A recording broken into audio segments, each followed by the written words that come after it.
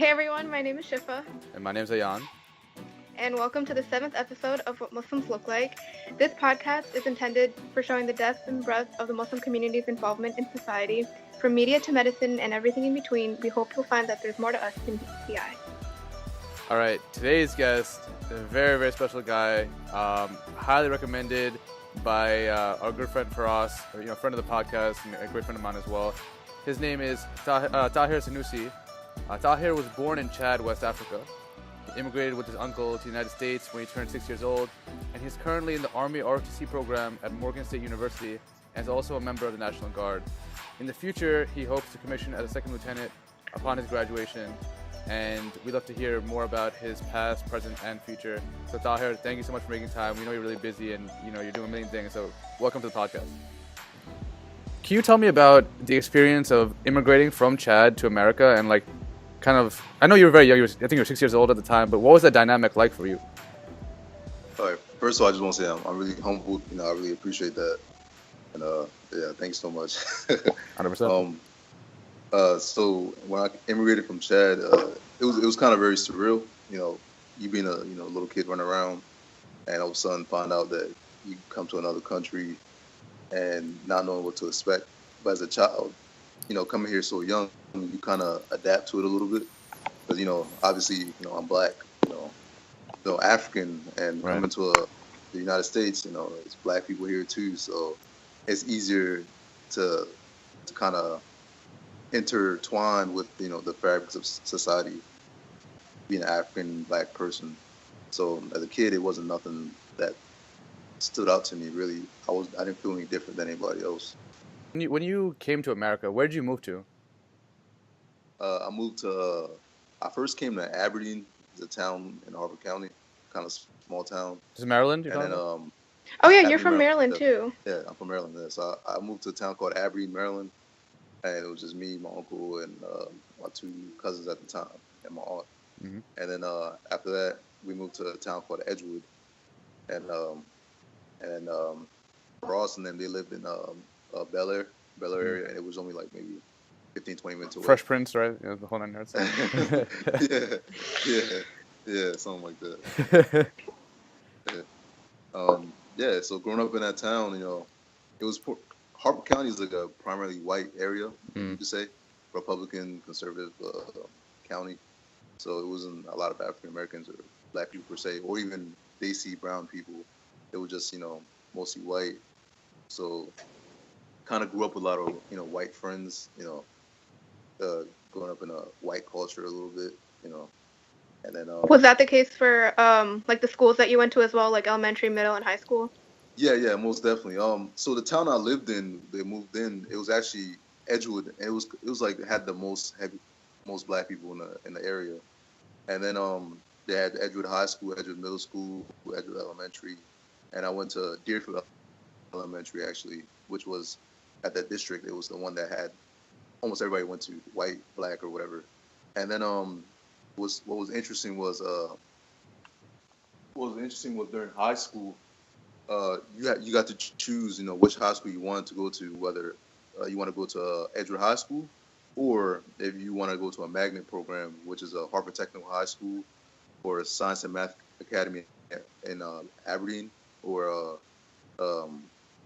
but they had another one, I can't remember the name, but they also had a Harvard Technical High School, which was like in the Bel Air area. Bel Air is like considered the white area. Like you don't find black people in the area. Right. Yeah. So I applied to Harvard Technical High School, and I got accepted into Harvard Tech, and Harvard Tech is primarily white. I was literally one black kid in every class I had, literally. What was that experience like to be like the only like black kid in a classroom full of white people? Oh man, it was something else. It was I wouldn't say it was a culture shock because I grew up around white people, but for the first time I kind of realized like, damn, like I'm black. Yeah, I was like, man, I'm really black. And what the interesting thing happened was I started reverting back to my roots being architect. Like I really started to understand who I am as a black person, what I, my culture. I kind of reverted back to that, and alhamdulillah, that's when I met Faraz, and that was just back in high school, I believe sophomore year. And I got to learn my culture, understand my culture, and then when I met Faraz, him having, what I respect about Daisy's is that you guys, your culture is very preserved. You guys don't lose your culture. A lot of people immigrate here, they just don't think about their culture. They want to blend in so much. So the one thing I left out was when we came in here, um, yeah, I blended into the culture, but I didn't mention that it was black culture. There's a difference between Africans and black people that were raised here. So I blended in with the black culture. Like, I had the swag, all that. Yeah. I blended in with that culture. But back to what I was saying is, when I met Ross and them, I saw how proud of the culture they were, They wear shawar kameez, on Fridays or something. Word. They see songs and stuff on YouTube videos showing their culture and stuff, and I really respected that. So that kind of got me to go back to my roots and embrace my culture as well. Well, what's really... Sorry, go on, Shiva.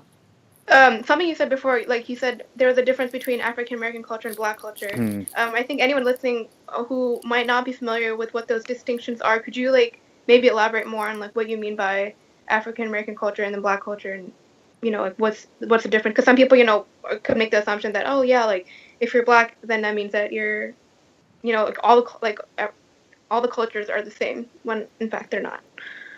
Right. Yeah, it's interesting you brought that up. I mean, for me, probably the difference between Black culture and African culture is, Black people that were born and raised here, primarily, you could say, I'm not trying to get too deep into, so I'm a political science major, so I know a lot about social divides and social constructs and stuff like that. And the way, I don't know how deep I can Go for it. Yeah. Feel free to be as open as. We literally, bro, have all day for you. Trust me, you can talk for hours, and I love it. All right. So, interesting enough, what I come to find out and was that, my wife is African American. She was born here. Mashallah. And what I came to find out is that Black African culture, it hasn't been touched by, you could say, white colonialism. They came to Africa, they took our land and resources, but they never touched our mental state. Our culture hasn't been touched. We still, do our own thing, have our own religions and live the way we want to live. But what I found out was that African Americans, they got completely stripped away of everything. Not only their land, their religion too. Like a lot of them were Muslim to them. Their religion, their culture. They're being enslaved physically and mentally. So a joke that they make in Africa, my uncle and all them, they would joke around and say, these Black people in America, they're our cousins. They're lost. They don't know anything. And a lot of Africans, they don't want to associate themselves with Black African Americans. Because they think, they're this and they're they don't know themselves. They're lower class and such and such. And obviously that's been from effects of colonialism being institutionalized to the Africans living in Africa about what the perception of Black people should be. So what I found out was that they've been beaten, lynched, enslaved, injustice, social injustice. They've experienced that all their lives. So the way they act and the way they portray themselves in society, I mean, you can't really blame them for the way they act. So for me, Africans, we carry ourselves, very proud, a lot of ego. I know you could say the same for Middle Easterns and Daisies as well. We're proud as hell. Yeah. We proud, bro. We're about it. This pride, Yeah. We know where we're from. We know this and that. And for them, they can't claim a land. They can claim they're Americans, but American society is not going to accept them. They can claim Africa, but Africans aren't going to accept them. So they had to make their own culture, their own way of language, their own way of life. And for us, it's just completely different. And Africans coming here, we have to learn to adapt to that. So I feel like that's the main difference between that. I don't know if you understand what I was saying. What's really interesting is, you know how like this is Black History Month in February, right? And every year you get those people who are like, yo, why isn't it White History Month? People, you always people say that, right? And this one guy, there's a white dude on Twitter, and he said something really profound. He goes, "Listen, I'm Irish, right? I can celebrate my Irish heritage. For those people whose great grandfathers and other people like that were enslaved, they don't know where they're from. They could be from Chad, they could be from South Africa, they could be from Zimbabwe, from many different countries. You see what I'm saying? Like I mean, who really knows? You know what I'm saying? Like they can't really discover where they're from, right? So their only identity is of them being black. And for you to say why isn't there a White History Month is like the biggest slap in the face ever, right? Because it's like you're just being an idiot. You know what I mean? So it's really interesting to I've heard that a lot actually about the divide between the African versus African American community. Also, I've heard this about the Haitian community versus the African American community as well. I mean, I don't know if you're aware of that. I mean, I have a lot of Haitian friends over here. Um, I have a question. So when you were like the one black kid in your classes, um, and I know like I grew up on Long Island, which is like a very like white place too, um, and you know I encountered a lot of racism growing up as a brown Muslim guy, right? Did you encounter racism or like overt or implicit growing up in those places, especially when you got to like a bougie place like Bel Air type, you know what I mean, like I mean, even the name, come on, like the name Bel Air, like it reminds you of. I was joking about the Will Smith thing, but you know what I mean, like you're saying it's a very predominantly white neighborhood and whatever. Let me just rephrase the question again, just so in case when it's easy when we're editing. Nah, nah, Yes, essentially the question was pretty much, growing up in a predominantly white area, did you experience a lot of racism, and if so, like can you go into that a little bit?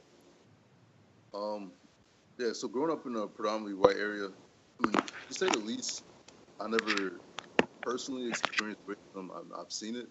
I mean, I do fit the typical description, dark skinned black guy, deep voice.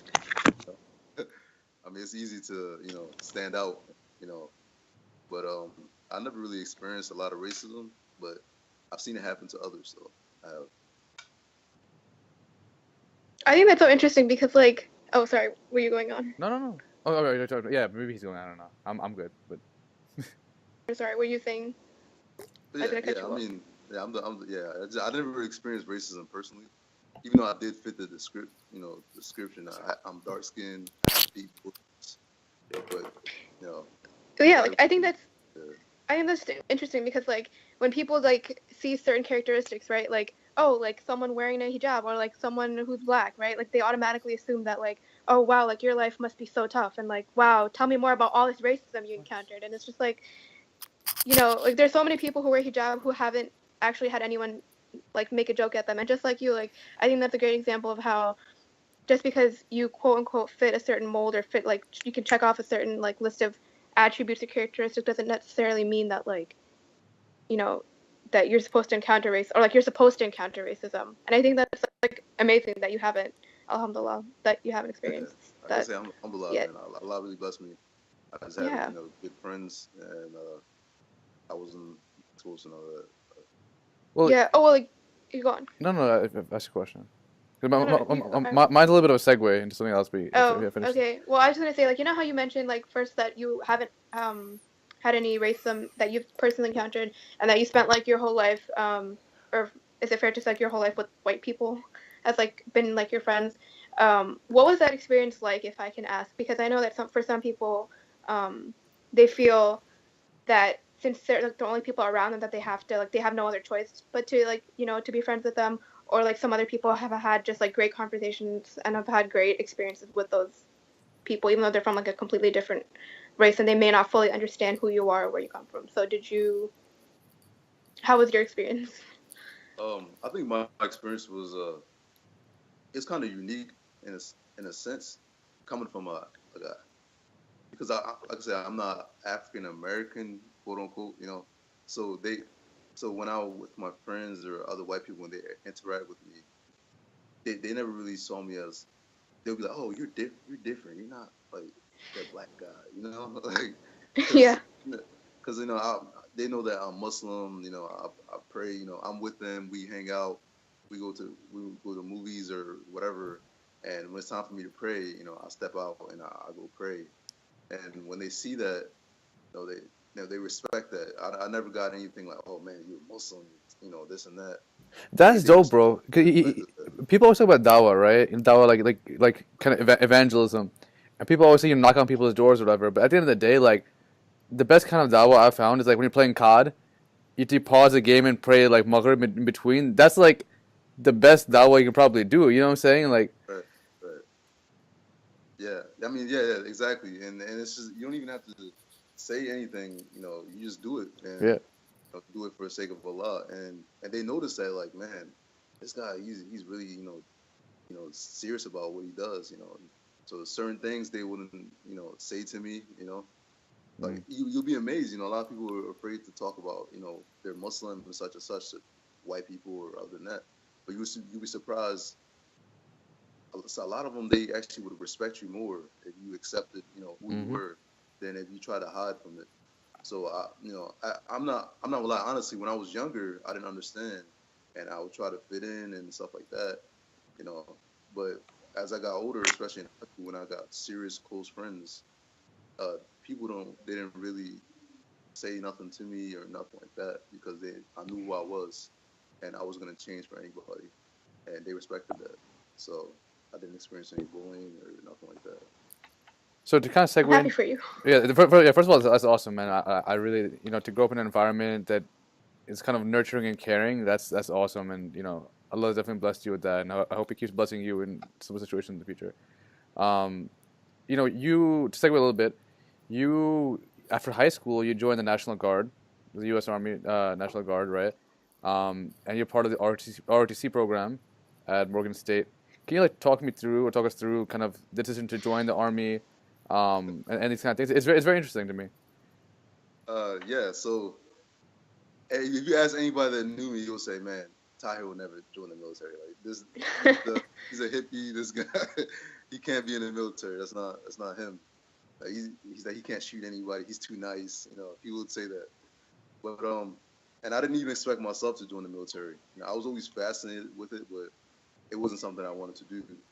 But unfortunately, the way the socioeconomic system is, come you graduate, you go to school, you graduate, and then like you gotta pay for college on your own, and that was the decision I had to make.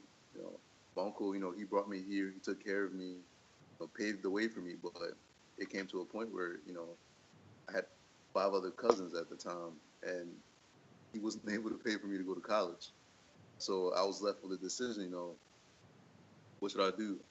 And I, long story short, the recruiter kept trying to come to me, and I kept denying them, and then I don't know, like when they come to senior year, I don't know if they came to your Yeah, schools or yeah, not, yeah, yeah.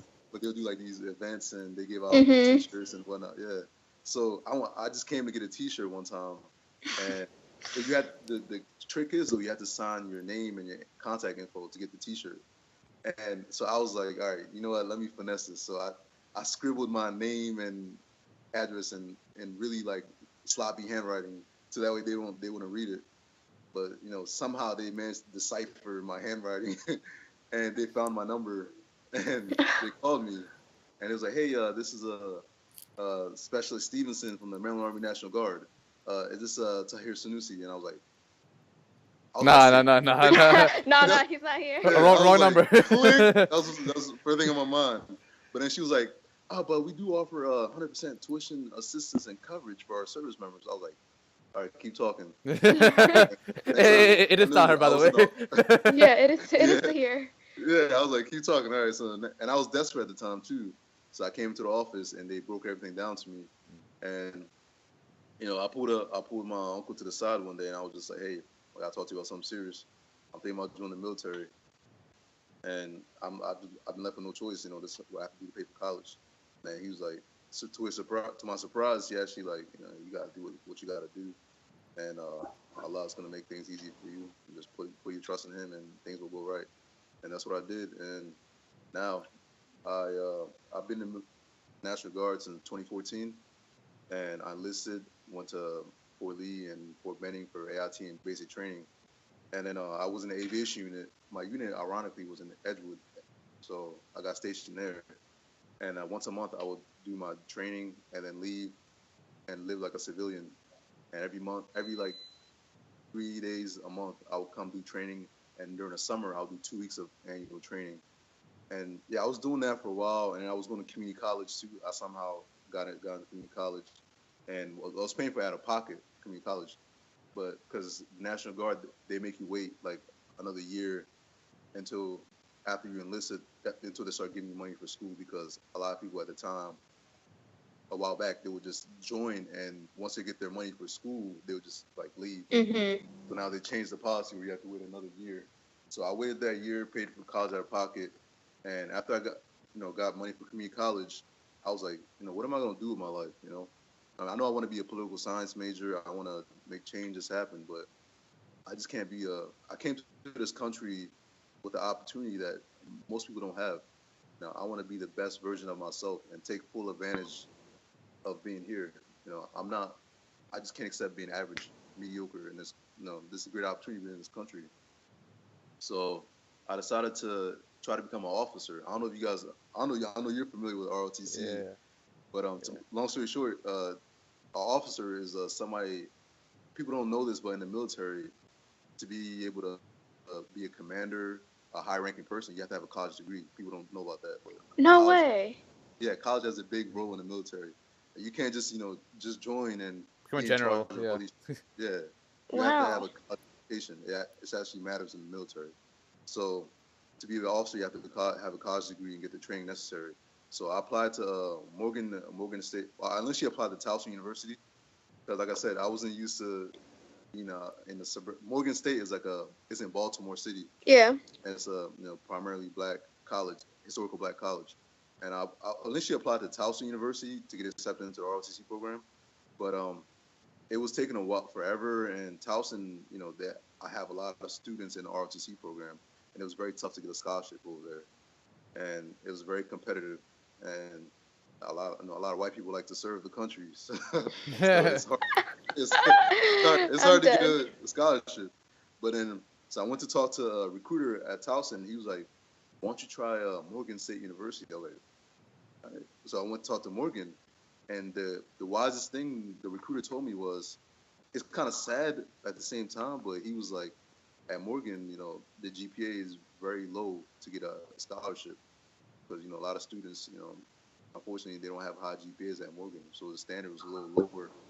So I applied to the program, I got accepted, and and yeah, that's where the story is now.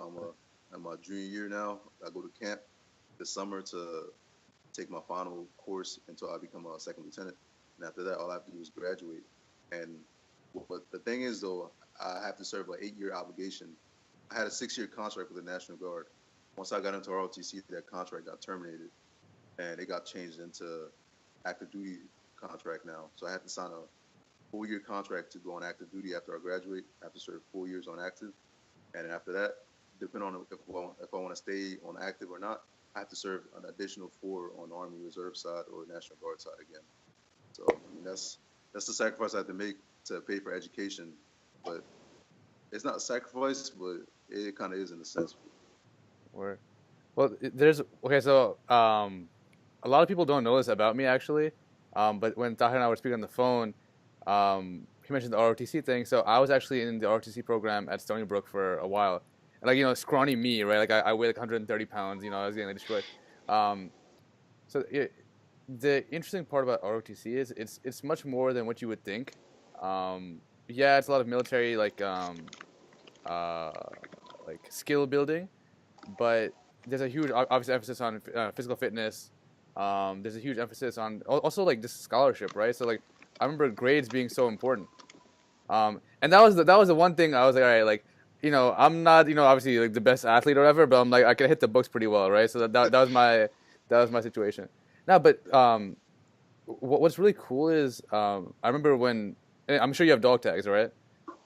But Yeah. of course. So I remember when I got mine, and on the back of your dog tag it says here. So the dog tags are pretty much like it's supposed to be like if you like die, right? They can identify, or if you're wounded, they can identify you. So on the back it says your name, your social security number, your blood type in case you need to get blood, and it has your religion in case you die in the funeral arrangements, right? So I remember when I saw it said Muslim under mine, I looked at it and like I don't know, I got kind of emotional. You know what I'm saying? Like I don't know if you felt that way, but like or like we went to an event and we were like in our army uniforms, and the national anthem was on, right? And that was the first time like I was kind of like, damn, bro, this is kind of cool. Like like have you seen in yourself that kind of change since your purely civilian life in high school, and since you joined National Guard and now ROTC now, or is it kind of like you're just kind of in it to like what I'm saying, like for the 8-year period and you're done? Oh no, most definitely. I've been in the military literally the day I graduated. A day after I graduated, I enlisted in the Army National Guard. Right. So all I've known since high school was the military, and it taught me a lot. Discipline. People look at me in the way I talk and they carry myself like, this guy's a soldier. Like, so it's become a part of me without even trying it. Wake up 5 a.m., do running, push-ups, sit-ups. That part sucks. Yeah, I remember we had our PT at like 5:30 in the morning. That was terrible. Like, oh man. Yeah. So I mean, you're a college student, but you still gotta wake up. 3. At Morgan we have PT 5 days a week. Oh. So you wake up, 5 days a week at 5 a.m. Run, exercise, then go to your classes, and on top of that, you have to do events. Color guard. Yeah. Color guard. Well, the good thing is though, you never miss Fudger, right? So you're there for Fudger, right? So that's positive. Right, exactly. That's the main benefit of it, actually. And I'm also on the drill team. Now I joined the military fraternity called the National Society of Pershing Rifles. So I do the drill and all that. So man, it is the Army has gave me a lot. A lot. I can't even downplay on that. Army has done a lot to my life, and I would not change it for anything. Best decision I've ever made, honestly. You know how you mentioned that right after you came out of high school that the military was your life. Before that, did you have any like idea, like any view of the military before that, before ever knowing anything about it? And then obviously, like, how has your view changed after having being part of it for so long? Oh yeah, before I had a little negative connotation about the military because of obviously what's going on in the Middle East, the U.S. foreign policy, and I had a lot of negative views on that. But I talked to a lot of matter of fact, I had to talk to a lot of sheikhs and imams before I actually enlisted because I was like, is this morally right? Muslims are getting killed, and I'm supposed to be a part of that. I didn't want to be a part of that. But after I talked to a wise sheikh and a couple of imams, and they told me, there's something that I don't remember if it was a verse in the Quran or a hadith from the Prophet Sallallahu Alaihi Wasallam. It was that if you live in a country, wherever you live at, your family lives there and your livelihood is there, you have to defend it, So, and that was my take on it. That's what allowed me to get into the military, because I embraced the United States as my home. I have a U.S. passport. I lived there pretty much all my life, and it's not so much as I'm going out with the agenda to go in and kill terrorists and such. It's more like it's just a place that is home to me. I don't know anywhere else, and if I have the opportunity to give back to what this country has given me, and I don't see why not. So, the coolest thing about the military, is what I saw about it was the discipline that you're talking about, and kind of how it kind of forces you to structure your day, right? And like the parallel to Islam is very interesting because the whole point of praying 5 times a day, it's supposed to structure your life around Fajr, Zohar, Maghrib, Isha, right? And it was so cool how like Allah already told us about it 1,400 years ago. You see what I'm saying? Like everyone's popping off right now on this schedule and Google Calendar kind of stuff. But what I'm saying, we've been knowing about that. Exactly. Yeah, so exactly. Obviously you were very very wise for your age, mashallah, and like you're very motivated and driven. No, bro, I'm being straight up. Yeah, I was gonna say I just met you and I'm like, okay, wow, like how old are you again? I'm 22, man. Bro, I'm you're not. 22. Like you're I'm 1 not. year older than us. Listen, you're 22, bro. You were 22. You got a job after college. You married, bro. You good, bro. You know what I'm saying? You good. But Mashallah. so just speaking of plans, though, what are your plans for the future? Like in Oh terms wait, of. Sorry, yeah, go on, sure. sorry. Can I just like based off of what you're Yeah. saying before about like when you're talking to different like sheikhs and imams about like joining? Have you ever received like criticism from the Muslim community of Oh, that's a good joining? Because I question. know that there are stereotypes, you know, of like joining the military and like being a Muslim and being in the military, either from Muslims or just like from people who aren't Muslim, and they're like, oh, like do you really belong here, sort of thing. If you've Um, ever experienced anything like yeah, that. not a lot of criticism from the Muslim community. I mean, maybe like one or two people, like why are you doing this? But for the most part, a lot of Muslim people that are immigrants, and they they see any way that you can have use an opportunity to be successful. They encourage you to take it. So when they see you in the military, they're proud. They say, all right, this guy, he's doing something, for for himself, and he's making Muslims look good. Because they wouldn't expect Muslims to serve in the military. The average American doesn't even know there's Muslims in the military. Yeah, bro. Yeah. So it's like when Muslims see you in the military, like, yeah, that's my akhi, that's my brother. Yeah. He's representing us. That's why you look at it, really. And the dope part is, the whole concept of what Muslims look like, right? Is the fact that people don't think Muslims, look like people who wear the military or army fatigues, right? Yeah, But right. but at the end of the day, bro, there's many thousands of Muslims who serve in the Army, Navy, Coast Guard, Marines, these kind of things, Air Force, and we should highlight those stories because it is something that's it takes a lot of bravery, man. Like it takes a lot of courage, a lot of bravery to join the military and serve your country. And one person actually called me a kafir one time for thinking about joining the military. That's a different story, um, but the whole point being is though you're always going to encounter opposition, right, in whatever you do, as long as your intentions are pure, bro. And you're just speaking to you for a little bit. It seems like your intentions are very pure, man, and may Allah keep guiding you in the straight path, and I mean, keep giving you success. But kind of to tie back to the question, I forgot what the question was. Oh yeah, yeah, plans right, for the future. yeah. So listen, most 22-year-old people, they're like in their dorm room playing COD all night, right? This Valentine's Day, bro, you already married, mashallah. You know what I'm saying? Hopefully you got plans. I don't know what your plans are. You know what I'm saying? Like Bro, Red Lobster or something. I don't know what's good. But so you're taking care of your personal matters, and you're inshallah going to join the army. What's your plans maybe in the next 5 years, 10 years, 20 years? In like 20 years, are we see Tahir running for office? Are we gonna see him what I'm saying, general in the army? What's the moves like? Inshallah. I mean, inshallah, if Allah, allows me to live, the next couple of Inshallah. years, I see myself. I don't see myself, continuing my career in the military. Maybe after my initial term is done, I want to actually go into office. Not Congress or anything like that, but I want to work for the State Department Dope. and probably work for the U.S. Agency for International Development, USAID, USAID, or be a foreign service officer. So I don't know if you're familiar with that, but it's you're a diplomat. Can you explain? Yep, sure. Like a foreign service officer it's like people that are people that work for the U.S. Embassy overseas, and they help people, Americans that are overseas, or they help people that are living in impoverished countries wherever they're at. Or you could say like a diplomat. You put in a country. You either you carrying U.S. policy there. Helping Americans, or giving back.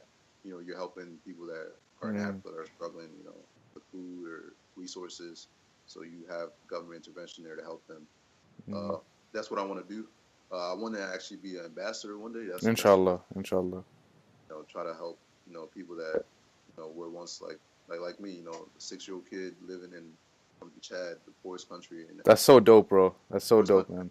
Give back to them, or even people that live in the Middle East, or in Southeast Asia. They see Pakistani, Indian, whoever that are struggling. I want to give them that same opportunity that I had, not to come to the United States, but just give them education opportunities that they never had, help them get into college or school. And another thing that I don't want to I don't want to overshadow what I'm doing with my, financial side, financial, life and stuff like that. But more so my Islamic pursuit. I think that's what my main focus is. The other stuff is just it's going to complement it. It's going to come with it. But I really want to do a lot of work for Islam. You know, because I feel like being Muslim is actually a privilege. Mm-hmm. Yeah, especially us young people, college students. You know, we sometimes we get sucked into the pressure of hiding our religion. And first of all, I don't believe Islam is a religion. That's false. Islam is actually a way of life. It's not a religion. I just say religion for political, correctness. Political science coming out. Yeah. So now I believe Islam is definitely the truth, and I want to help. I want to be able to spread that truth to people. Not just giving dawah. I don't want to give dawah in a way that people turn Jake people off. Simple Yeah, give yeah, dawah. yeah. They'd be like, believe in the Prophet Sallallahu. You should do dua and give somebody. That's not gonna appeal to somebody. Nowadays, the way the technology is moving, the way the generation is, you have to appeal to people intellectually. You can't just say the Quran has miracles of truth, and somebody will look like, what? Right.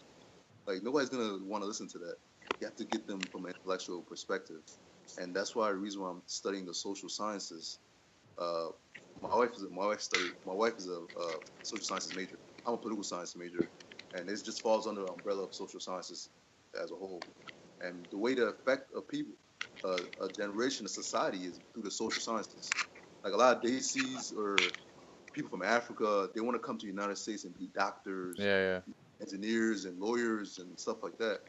But you gotta understand that stuff is not gonna change somebody's mindset. If you're a doctor or if you're an engineer, you're not gonna. You can save a life and you can make a technology improve something, but you're not gonna change somebody intellectually, especially if you're trying to do work for Islam. So by me being a political science major, I want to be able to put my time into learning, studying the Quran, because the Quran is literally, I believe, is the key to everything. It has the answers to everything from a scientific perspective, mathematical, logical, psychological, philosophical. All these perspectives are inside the Quran. So all the social sciences are in the Quran. Economics, Islam, Muslim economics, all that is in the Quran. It's the perfect way of running society. And by using my major, political science, I want to be able to interpret the Quran from a political perspective and get that through people's heads and see that Islam does make sense from a rational perspective, intellectual perspective. That's the angle I want to be able to get at. Bro, Bro, what I need you to do is I need you to give a khutbah at every masjid in the entire United States, bro. Yo. I would pay to listen to you speak, bro. I'm not even lying to you right now, bro. Like, we need people like you who are motivated with the purest of intentions. You know what I mean? You're just trying to help people, and you know what I'm saying. Like, and what's awesome about what you just said, bro, is that's facts. Islam should be our number one priority, and everything else will fall into line. You know what I'm saying after that. That's dope, bro. I think one of the beautiful parts about Islam, like you were mentioning, is that it's not just a religion; it's like a way of life. So like, it's not just something that you practice one day of the week; it's something that's intertwined within your daily life. And if people realize that, then it would make it a lot easier on them to know that Islam isn't a burden that you have to do 5 times a day, for example. Right. It's something that if you did it like with the right intentions, then it would provide like guidance and stuff. If that happens. Yeah, too many people I'm glad you mentioned that, like praying the 5 times a day and stuff like that. I know, prayer 5 times a day is mandatory, but people. First of all, I just want to say I've had a great scholar, of Islam. His name is Sheikh Omar Baloch. If you guys want to talk about have a football or something, this is the guy that you need to talk to. Word. We should get him on the podcast. I will get him on a podcast. This is gonna be your next guy on the podcast. Word. Inshallah. He's the one that literally opened my mind and taught me everything I know right now. Aww. And that I'm saying to you guys. So basically, people focus on the ritualistic aspect of Islam. If you don't pray 5 times a day, you're going to Jahannam. To hell. yeah, you're going to hell if you don't, give charity. This is going to happen to you if you backbite. This is going to happen to you. People are so scared of the punishment of Islam that they forget the actual spirit of Islam. They don't understand the actual, you know, I'm trying to think of a good word for it, the essence of Islam. They don't Mhm. understand that. So when they focus on the mandatory things and the haram and the halal and stuff like that, they're not gonna be able to get the full benefit of Islam. So their minds are so narrow. But if you really focus on the spirit of Islam, you know, with the intellectual side of Islam, then you're gonna be able to understand fully what Islam is and be able to practice it the way it's supposed to be practiced. Like those mullahs and the sheikhs. Nowadays I feel like the scholars that we have now, their times are back then. The people that are making the rules for us now, they're past their primes. They're not adapt to this society, this current society. They're not gonna understand how things work. If you tell somebody, oh, you know, if you look at something that's haram, you're gonna hell. But they don't understand that everywhere we look, there's pornography everywhere. Yeah. Such. How are you gonna make a rule to adapt to that? You know, or how are you gonna do just these minute things? How are you gonna do that? So that's up to us as these young Muslims. To focus on focus on mastering the social sciences and be able to use our intellect to be able to really understand the Quran from a sociological, psychological perspective, and be able to use that to influence the masses, and the way that Islam has been trying to do for the past hundreds of years. You know, Instead of just dwelling ourselves down to being feeble-minded, people that don't want to see beyond their capacity. Right. Right. Mhm. Well, listen, Tahir, bro, we could sit here and talk for hours and hours and hours, and I think we'd still be talking, and we still wouldn't be able to cover everything. Is there anything you? Sorry, Shavaz, you want? Wait, yeah, I just wanted to ask one thing. I like to ask this usually at the end of like the podcast. Yeah. Going back to not whatever to what you were saying before. Because I was just thinking about some of like my close friends' situations and other people that I've met throughout college. And they're like either financial situation or like, you know, it's really difficult to pay for college if you don't have like the family or just like the means to do it yourself. So like for those students or for anyone like listening who is going through whatever you went through that you managed to come out with, what would you tell them in this situation that came out so terribly worded? But do you get what? So you're saying anybody that's going through a So like hard for example, like you like you started out going into ROTC because of your time, like a necessity, right? Because you didn't have any right? other choice but to do it. For like people like me, for example, like even as much as I would want to be on ROTC, like to pay for anything, I literally would not be able to. I feel like, you know, oh, okay. I mean, I'm just saying it from my point of view because I know myself. But just for people who may not have that as an option and people who are struggling, just financially or just like with anything, what kept you going through your situations, and maybe like, do you have any advice or words that you could offer them that helped you get through those situations? Mm. I, I, I didn't.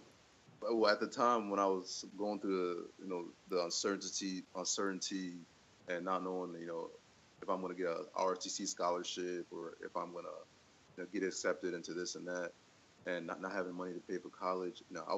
I'm not gonna lie, I was really going through some struggles, like mentally, financially, emotionally. I was going through a lot of struggles, and but I had to stop.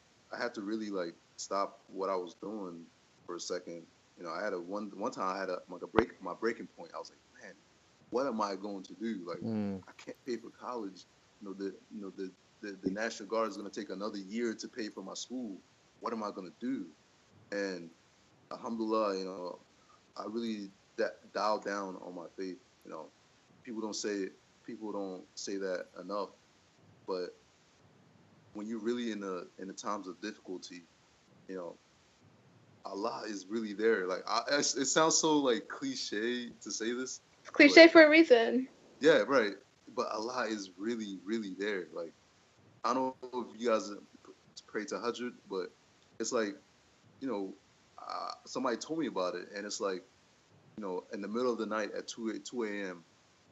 Nobody's gonna be up, playing. Nobody's gonna be up, worshiping Allah, praying 2 rakahs. Nobody's gonna do that. If they're up at 2 a.m., damn sure they're not praying. They're playing COD, bro. They're playing COD. Praying Call of Duty at some party somewhere, talking to some friends. But nobody's gonna take the time to stop and worship Allah sincerely. I know they said the benefits of Tahajjud is that, Allah is gonna come down and say, which one of my servants is worshiping me, and what do they need? I'll give it to them right now.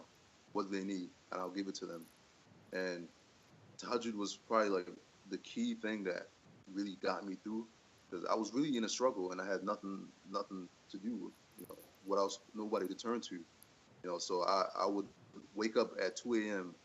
and literally just cry, pray 2 rakahs. Yeah, I think Shifa's phone started messed up. Like, I think it died or something. We can keep going and we can look it up. But yeah, so I would wake up, pray 2 rakahs, and just sincerely ask Allah, I'm going through a financial struggle, such and such. Please help me out. And that really, I'm living proof right now that Allah's the truth, man. Allah works. Facts. And that really helped me. And just mentally, you just gotta be driven, man. You gotta tough it out, right? Savage mentality, man. Yeah. Be driven. I have one last thing I want to ask. So Shifa and I are actually we're both cousins actually. Yeah. She's the better cousin. I'm the more inferior cousin, I think. No. But so we're also both South Asian. We're both Pakistani, right?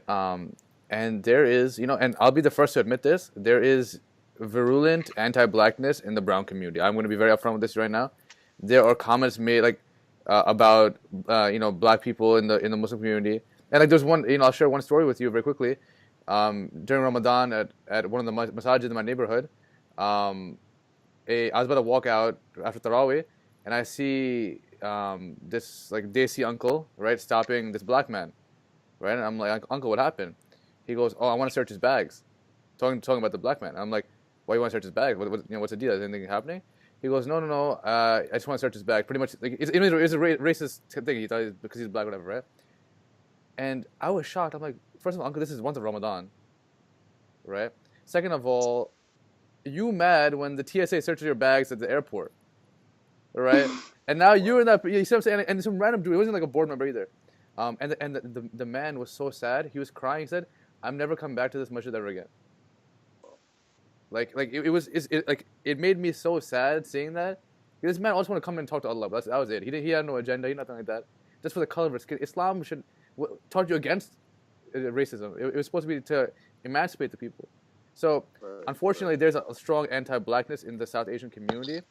Have you, I guess, experienced that, or how do you think we can kind of cause I think it's the onus upon brown people to change about our community, right? The onus should not be on you to change how we feel, because at the end of the day, you bear no responsibility for our stereotypes, right? So how do you think we should go about changing those frankly misguided perceptions about people of other races? Oh man, I respect you for bringing that up. That's it's facts, bro. I keep it 100 all the time. Hey, mad respect for that. I mean, I would say personally, like I said, I never per se directly experienced that racism from the brown community in the masjid, because because I had friends. Most of my friends were Desi, Right. Not most of them were white, but when I started coming closer to Islam, all the Desis became the biryani, bro. Biryani's too crazy for you. You know what I mean? Aunties would invite me to their house, come invite Tahir to eat biryani at our house or something. Do you like biryani with potatoes or without potatoes? I'm gonna do without potatoes. Oh, yes. No, it's with potatoes. I do potatoes because it's so spicy, man. I just can't. I don't eat spicy. The potato kind of numbs out the spiciness. See, you gotta have some, right there, the yogurt sauce we got. You gotta have some of that too. Oh, and with your hands, oh my God, bro. With your hands. So hungry, please. You no. can't do the spoon. You need to do the hands. You know what I mean? Oh man, don't get me started on that, man. I'll tell you that. Don't get me started. Yeah, I mean, I heard, I experienced that, not personally, but maybe indirectly. But I know my wife has experienced it. Or You know, because yeah, she's black and she's a Muslimah, and I know amongst women it's a little they experience that between women talk and stuff like that. They get excluded a little bit. But for me personally, alhamdulillah, like it's the blessing of Allah. I was really embraced by the community I have here. For us, Hassan, everybody, they all Dower, Faison, a lot of people, they all embraced me. they're all loving people. They're all very, what I'm saying, humble, great people. Yeah. Allah really put them in my life because I was like, Allah, I want to get close to Islam. I want to get close to you. Please bless me with Muslim people in my life, Muslim friends in my life. And out of nowhere, they just came into my life and swept me. Yeah, that thing that's going on with the masjids and Desi communities, it's sad, man. It's disgusting. It's really sad, disgusting. bro. It's disgusting, and it's more so. I feel like it's cognitive dissonance. Yeah, bro. That's the problem. Yeah, A bro. lot of people, cognitive dissonance.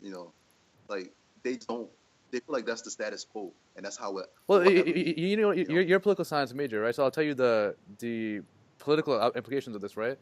Brown people have an inferiority complex to white people. The reason being is the British colonialized India, right? So that's why being white is seen as like glorified in the brown community because British people were white, right? And being black is bad because the British people have taught us that black people were bad. You see what I'm saying? So we've internalized that. And my parents always say, we took all the bad stuff from the white people and left all the good stuff. You know what I mean? Like, it's facts. Yeah. But 100%, bro, I agree with you. Yeah, the cognitive dissonance, man. That's all it is, really. I mean, and like I said, how do you change that? And it's sad that it's happening. Islam is supposed to be a pure religion, a pure way of life.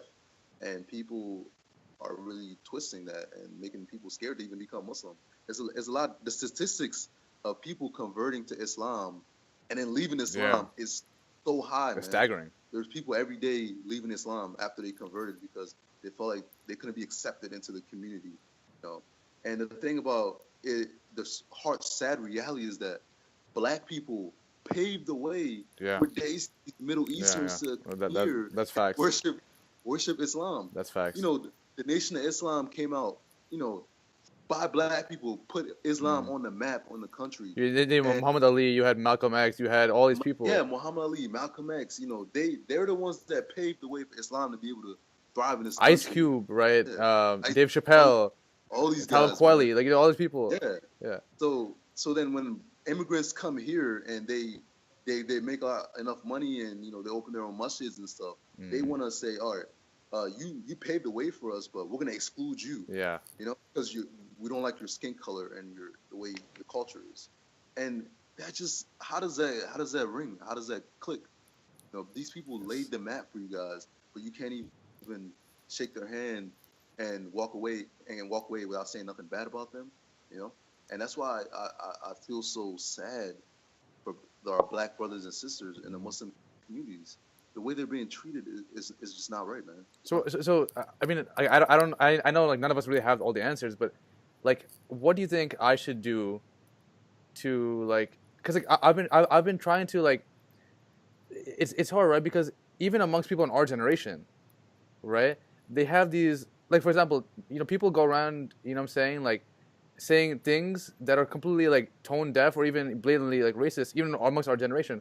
It's like, how do like even some people who even are maybe my acquaintance or even my friends sometimes, right? So how should I use my privilege? Because I always say South Asian men are the white men of the Muslim community, right? So how do I use that privilege to make sure that you're just as home at Allah's house as I am? Because at the end of the day, a brown person who's a doctor can open a masjid, but it's not his house; it's Allah's house. Right. You see what I'm saying? The interesting dynamic of a masjid and how it works is like the rich people are the ones that pay for the masjid. They run the masjid, but they're the ones that come the least. Yeah. But the poor people are the ones that come to the masjid. Did you get it? Yeah. So the poor black people, the poor minorities, they're the ones that come to the masjid, but the rich don't come. They finance it, but they don't come to the masjid. So And when they do come, it's not more so for worship, but more so for, Vanity. you know, vanity. So Yeah, yeah, right. socialization. Talk about Yeah. let's meet up this weekend or such and such. Also, it's like a Yeah, dynamic of they want to like almost like show off their wealth. You know what I yeah, mean? Like yeah, yeah, you're supposed to give so that the right hand doesn't know the left hand, the left hand doesn't know the right hand, and they're like, yo, let me show you this $10,000 check right here. Like I yeah. feel that. Exactly, I feel exactly. that. And the poor are the ones that are actually trying to get the benefit from the masjid. Being community help with the community, help with help another neighbor out. Talk about issues that's going on and such, and pray to Allah. The poor people are the ones that really come to the masjid, and they make up the community in the masjid. Mm.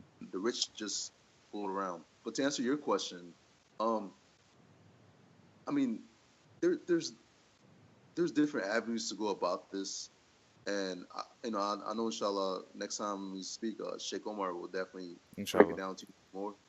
But I've been thinking about that myself too. How would somebody that's already inside gonna change it? How can somebody that's already inside the circle going to change the circle from the inside? Mm. Like, how do you change the circle from the inside? It's hard enough to get. I can't get into the circle. I can't. Yeah. I'm already out of the circle. I give the analogy of like Yeah. the person who sets up, like the person who creates a table can Yeah. add more chairs, but how do you add more chairs while making sure everyone has enough room? Right. Exactly. Like that's what it is. Exactly. You know what I mean? Exactly. And you could be the richest guy there, but if you're the richest guy there, is everybody gonna listen to you, or everybody gonna try to, challenge you? Just trying to jack you for So, your money. yeah, if you contribute the most to the masjid, say, all right, you know what, I'm gonna change the rules because I contribute the most. Then it's not gonna help because people are gonna challenge you. So it's like it's different ways to go about this, but for me, I'll take more like Islamic approach. You know, I'll approach it more like from I don't know how to explain it, but it's tough. It's Go tough. for It's it. tough. It's tough. Yeah. Tough. I really don't know.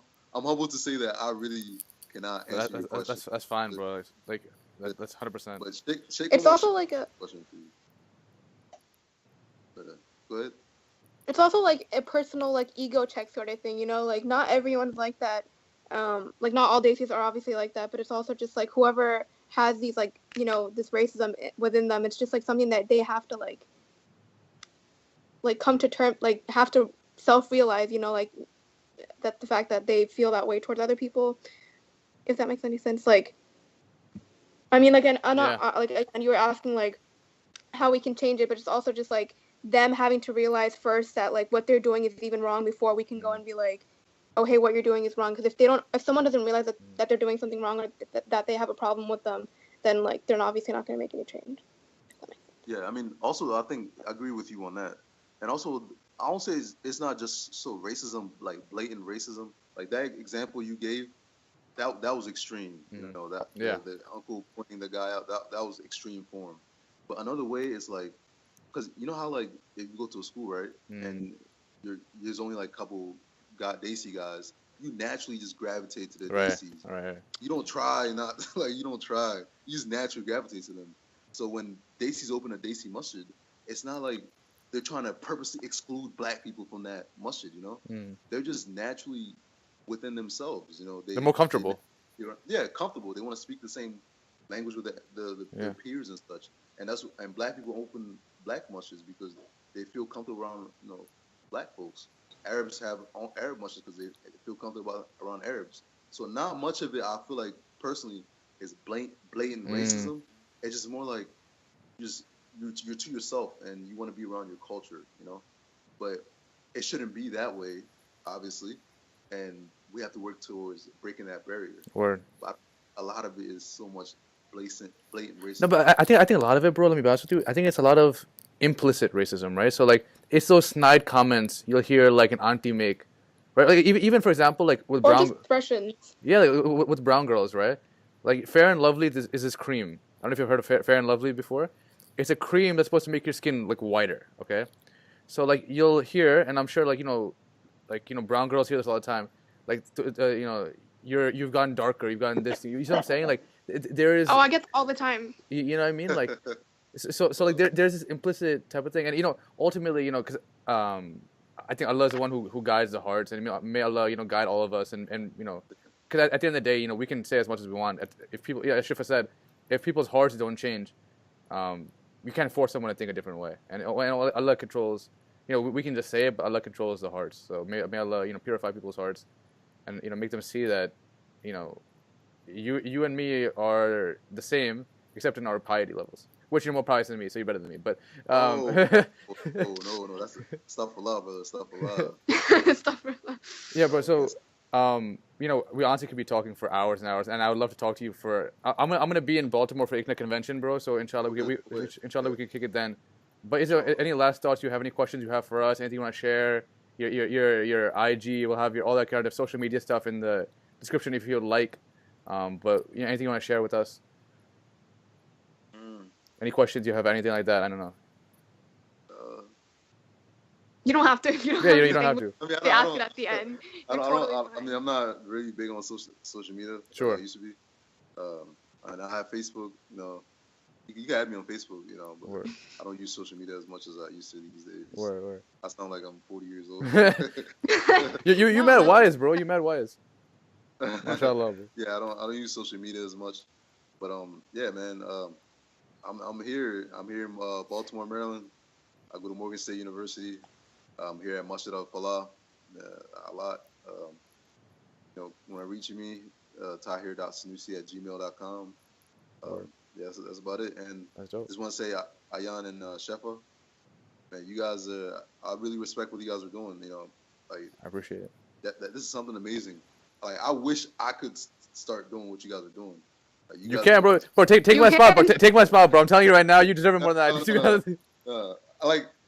People say, "Oh, I don't have time for this." I tell myself a lot. I could try to make time for it, but I know that I'm not gonna be able to put as much dedication and effort as you guys have. Because you're from New York, and you reached out all the way to Faraz in Baltimore, and you got in touch with him. But the thing is, social media makes it so easy. Like, I can call you. And I'm Maryland. Yeah, she's from Maryland. She lives in Philly. Oh, really? Yeah. Oh, wow.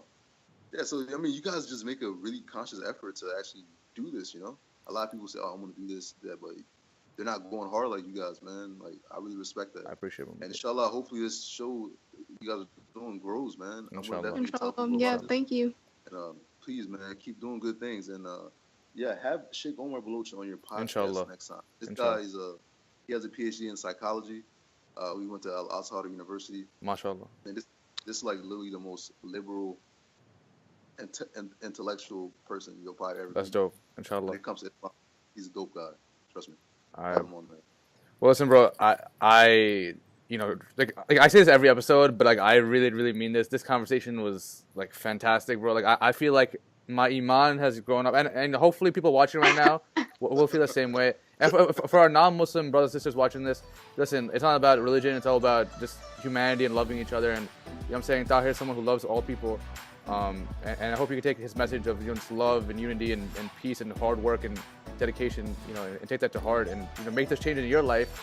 They can make you get married at 22 too. You know what I mean?